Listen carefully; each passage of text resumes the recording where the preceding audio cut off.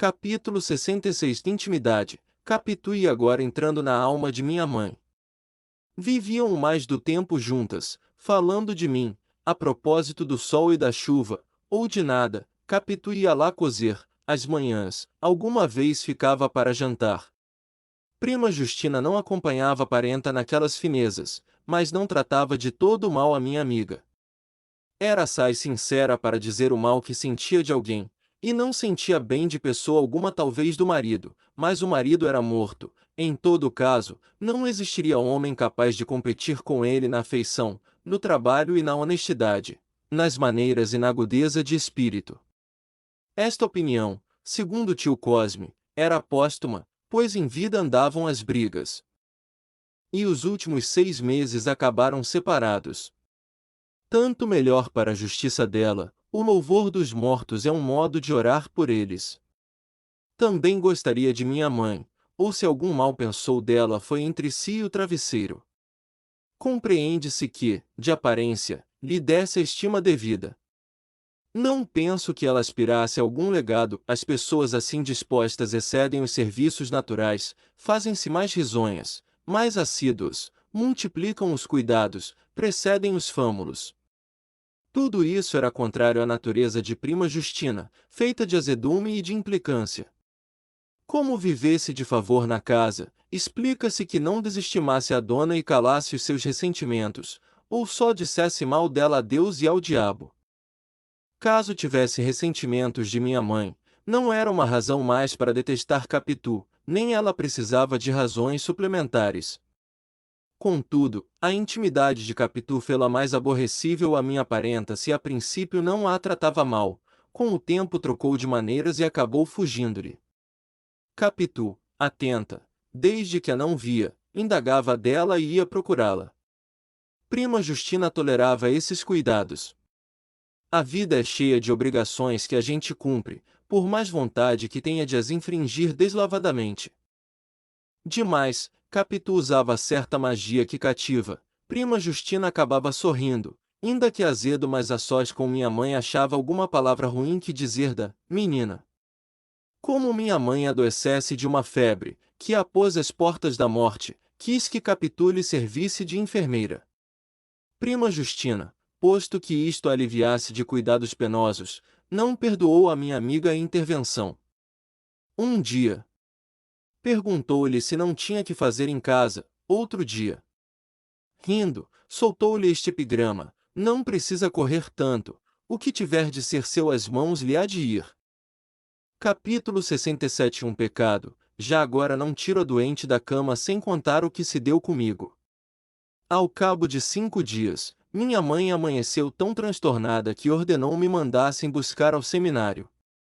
Em vão, tio Cosme, mana Glória, você assusta-se sem motivo. A febre passa? Não. Não. Mandem buscá-lo.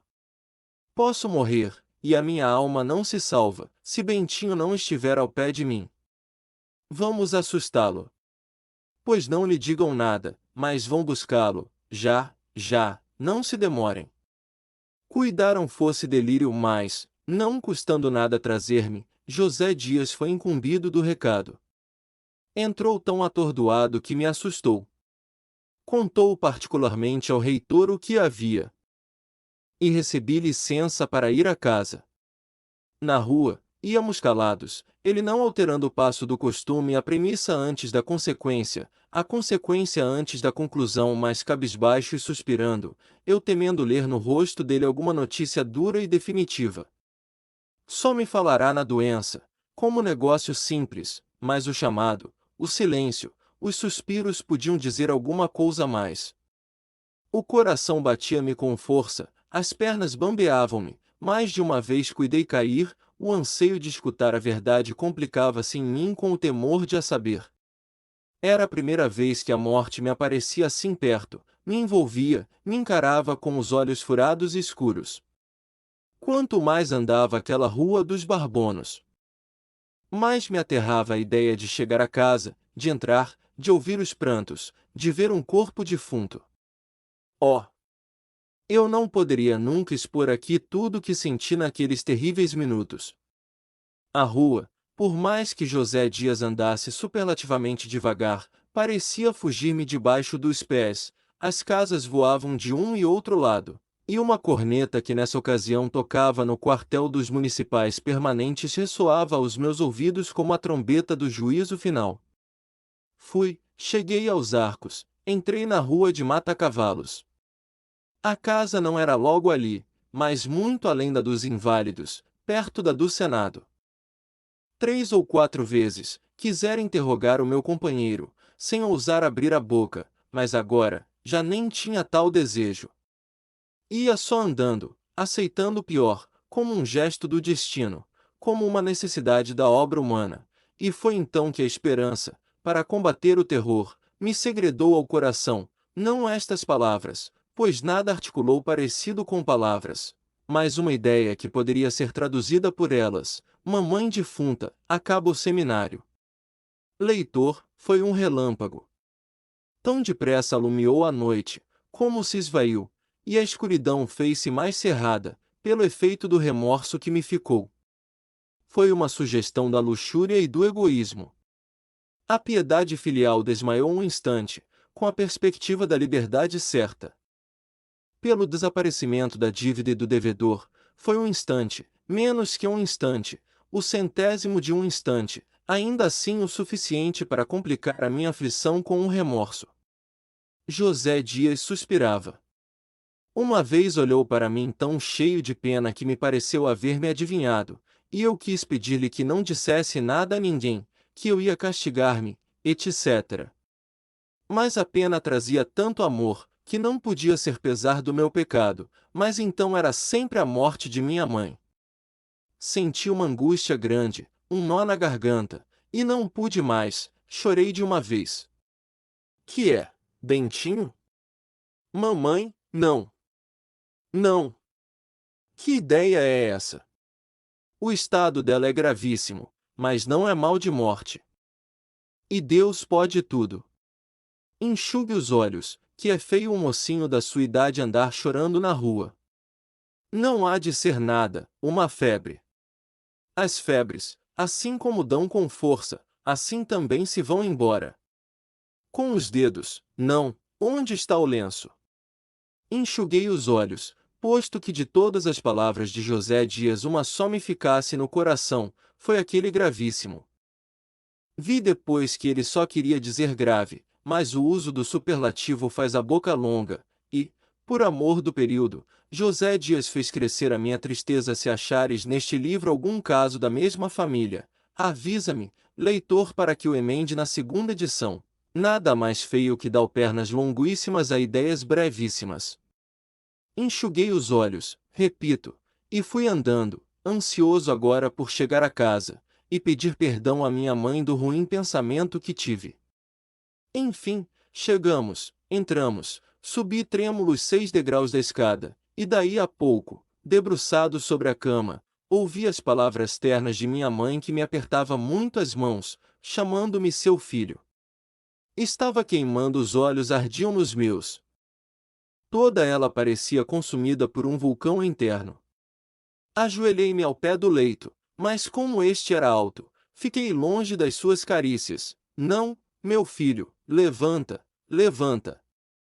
Capitu, que estava na alcova, gostou de ver a minha entrada, os meus gestos, palavras e lágrimas, segundo me disse depois, mas não suspeitou naturalmente todas as causas da minha aflição. Entrando no meu quarto, pensei em dizer tudo à minha mãe, logo que ela ficasse boa, mas esta ideia não me mordia, era uma veleidade pura, uma ação que eu não faria nunca, por mais que o pecado me doesse então levado do remorso. Usei ainda uma vez do meu velho meio das promessas espirituais, e pedi a Deus que me perdoasse e salvasse a vida de minha mãe. E eu lhe rezaria 2000 Padre Nossos. Padre que me leis, perdoa este recurso, foi a última vez que o empreguei à crise em que me achava, não menos que o costume e a fé, explica tudo. Eram mais 2000, onde iam os antigos? Não paguei uns nem outros, mas saindo de almas cândidas e verdadeiras tais promessas são como a moeda fiduciária, ainda que o devedor as não pague, valem a soma que dizem. Capítulo 68. Adiemos a virtude. Poucos teriam ânimo de confessar aquele meu pensamento da rua de mata-cavalos. Eu confessarei tudo o que importar à minha história. Montaigne escreveu de si, ce ne sont pas mes gestes que j'écris, c'est mon essence. Ora, há só um modo de escrever a própria essência, é contá-la toda, o bem e o mal. Tal faço eu, à medida que me vai lembrando e convidando à construção ou reconstrução de mim mesmo. Por exemplo, agora que contei um pecado, diria com muito gosto alguma bela ação contemporânea, se me lembrasse, mas não me lembra, fica transferida a melhor oportunidade. Nem perderás em esperar, meu amigo, ao contrário. Acode-me agora aqui. Não só as belas ações são belas em qualquer ocasião, como são também possíveis e prováveis, pela teoria que tenho dos pecados e das virtudes, não menos simples que clara. Reduz-se a isto que cada pessoa nasce com certo número deles e delas, aliados por matrimônio para se compensarem na vida. Quando um de tais cônjuges é mais forte que o outro, ele só guia o indivíduo, sem que este, por não haver praticado tal virtude ou cometido tal pecado, se possa dizer isento de um ou de outro, mas a regra é dar-se a prática simultânea dos dois, com vantagem do portador de ambos, e alguma vez com resplendor maior da terra e do céu. Se-lhe a pena que eu não possa fundamentar isto com um ou mais casos estranhos. Falta-me tempo. Pelo que me toca, é certo que nasci com alguns daqueles casais, e naturalmente ainda os possuo. Já me sucedeu, aqui no Engenho Novo, por estar uma noite com muita dor de cabeça, desejar que o trem da central estourasse longe dos meus ouvidos e interrompesse a linha por muitas horas, ainda que morresse alguém, e no dia seguinte perdi o trem da mesma estrada, por ter ido dar a minha bengala a um cego que não trazia bordão. Voilà mes gestes, voilà mon essence. Capítulo 69. A missa. Um dos gestos que melhor exprimem a minha essência foi a devoção com que corri no domingo próximo a ouvir missa em S. Antônio dos Pobres. O agregado quis ir comigo, e principiou a vestir-se, mas era tão lento nos suspensórios e nas presilhas, que não pude esperar por ele. Demais, eu queria estar só. Sentia necessidade de evitar qualquer conversação que me desviasse o pensamento do fim a que ia, e era reconciliar-me com Deus, depois do que se passou no capítulo 67. Nem era só pedir-lhe perdão do pecado, era também agradecer o restabelecimento de minha mãe, e, visto que digo tudo, fazê-lo renunciar ao pagamento da minha promessa. Jeová, posto que divino. Ou por isso mesmo, é um hotel de muito mais humano, e não faz moratórias, perdoa as dívidas integralmente, uma vez que o devedor queira deveras emendar a vida e cortar nas despesas. Ora, eu não queria outra coisa, dali em diante não faria mais promessas que não pudesse pagar, e pagaria logo as que fizesse.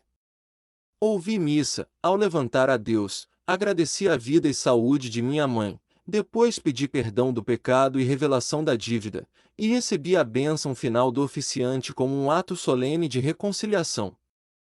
No fim, lembrou-me que a igreja estabeleceu no confessionário um cartório seguro, e na confissão o mais autêntico dos instrumentos para o ajuste de contas morais entre o homem e Deus.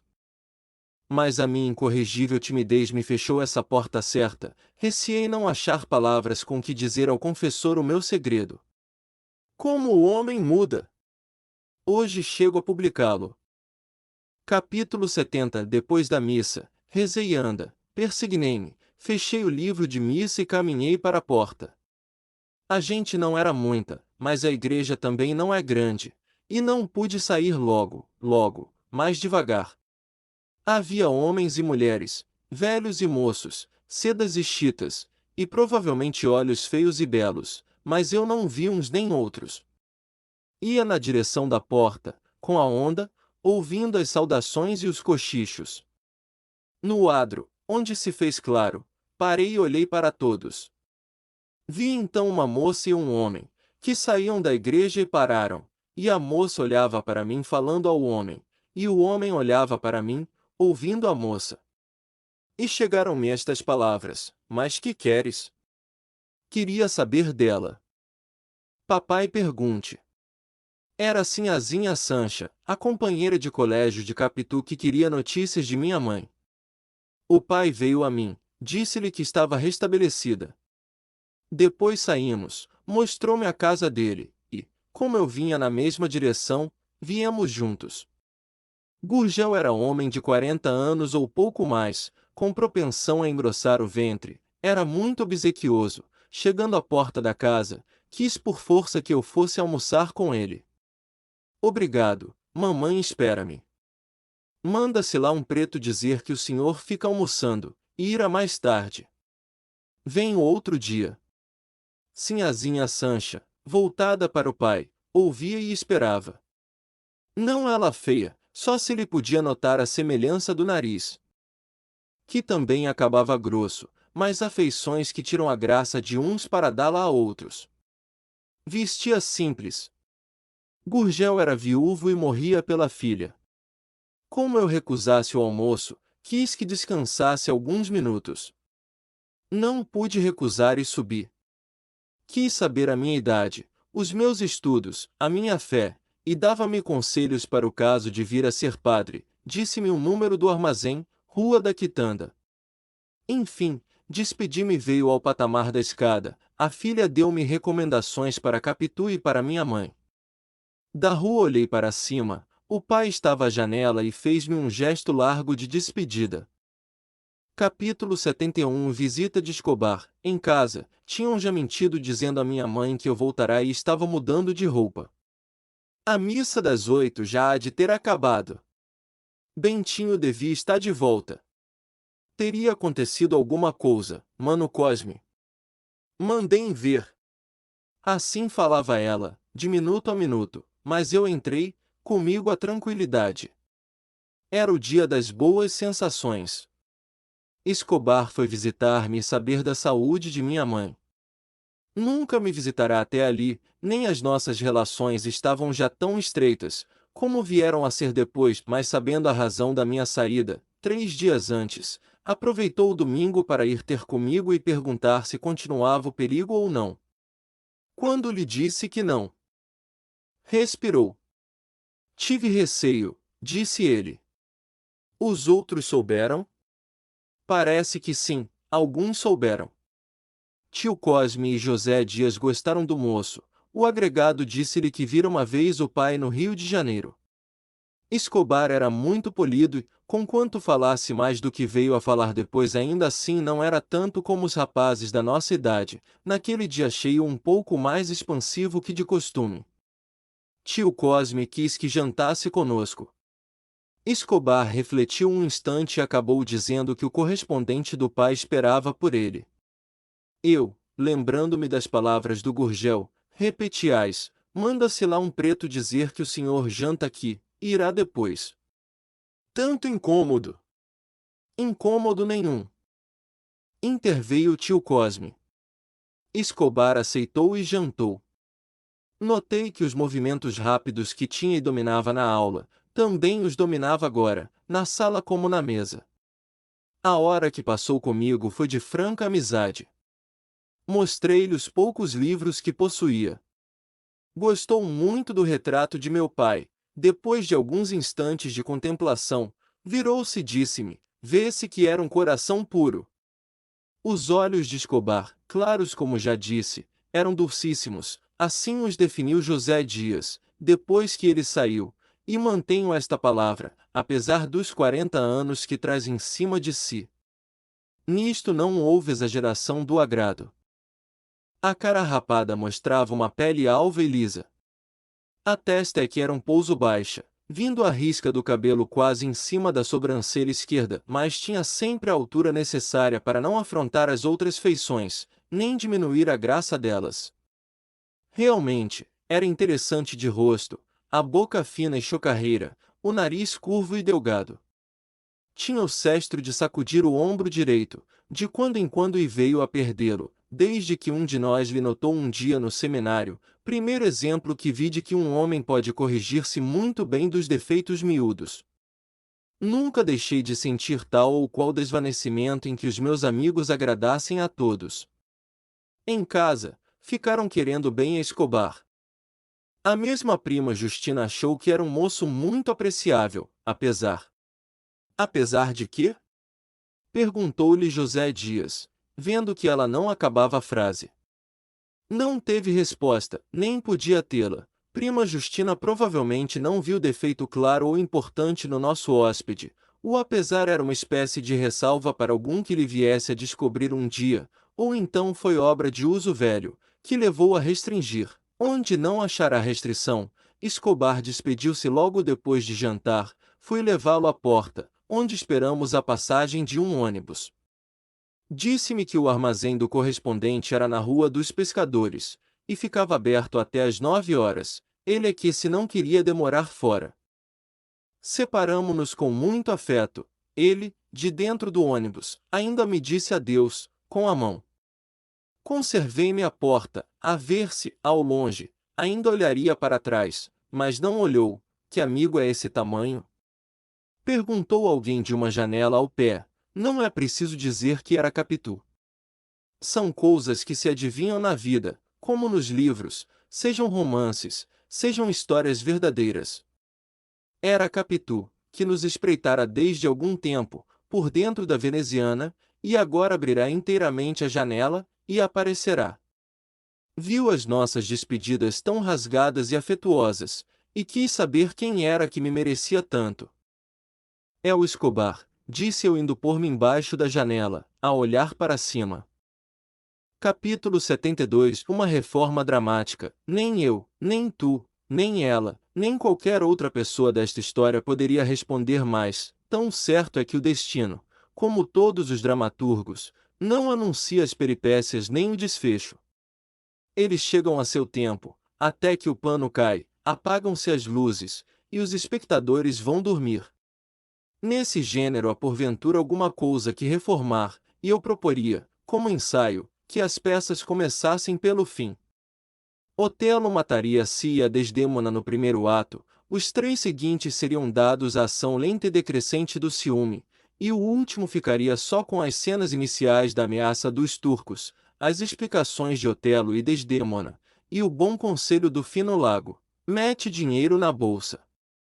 Desta maneira, o espectador, por um lado, acharia no teatro a charada habitual que os periódicos lhe dão, porque os últimos atos explicam o desfecho do primeiro, espécie de conceito, e, por outro lado, ia para a cama com uma boa impressão de ternura e de amor. Ela amou o que me afligira, eu amei a piedade dela.